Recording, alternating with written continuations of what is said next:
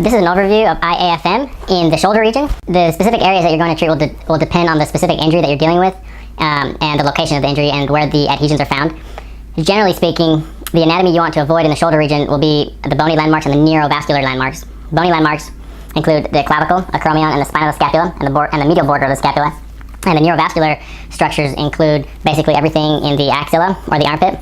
Also, the cephalic vein here is superficial, but you usually don't have to worry about it. As far as technique goes, normally we want to stroke distal to proximal because the superficial veins carry blood to the heart, right? But in the posterior shoulder, the superficial veins actually carry blood from proximal to distal or from medial to lateral. There aren't that many vascular structures in the posterior shoulder anyway, so you probably don't have to worry about the direction of the stroke. You usually want to focus on 3 to 4 inches at a time. We don't want to be doing like these really long strokes. And as far as treatment frequency, if you're dealing with a chronic or a recent injury, you're going to want to perform the technique 3 to 4 times a week or every other day. If you're performing IAFM for maintenance or prevention, it'll be more towards 1 to 2 times a week. About 80% of shoulder problems involve the rotator cuff. Right, so it's the posterior muscles, infraspinatus, supraspinatus, and they attach to the lateral aspect of the humerus, or the greater tubercle. The edge that I'm going to be using on the shoulder today is going to be SEX, S-E-X, or small convex. In the original, it's this one right here.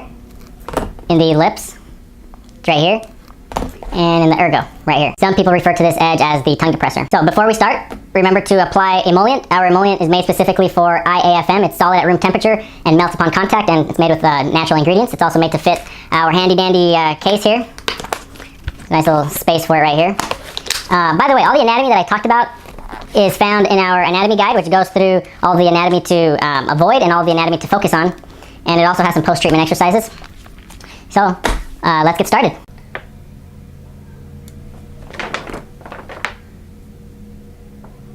So here I'm going to be working on supraspinatus using SEX. I'm going to do about 20 strokes. The protocol usually asks for about 10 to 30 strokes, so I'm going to do 20 here at about 180 strokes per minute. 1, 2, 3, 4, 5, 6, 7, 8, 9, 10, 11, 12, 13, 14, 15, 18, 19, 20. Just about like that. Starts to get a little red. It's about the limit right there.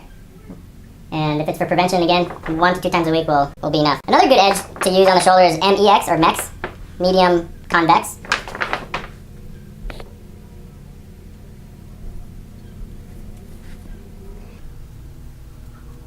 6, 7, 8, 9, 10, 11, 12, 13, 14, 15, 16, 17, 18, 19, 20. There we go. And we're also going to get these teres muscles here. The teres are also commonly affected with shoulder issues, so I'm going to apply some emollient. And here we go. 12, 13, 14, 15, 16, 17, 18, 19, 20. It's good. Now if the adhesions or the issue is found on the anterior shoulder, you're going to want to focus more on delts right here, or pecs, right? Pec minor, pec major.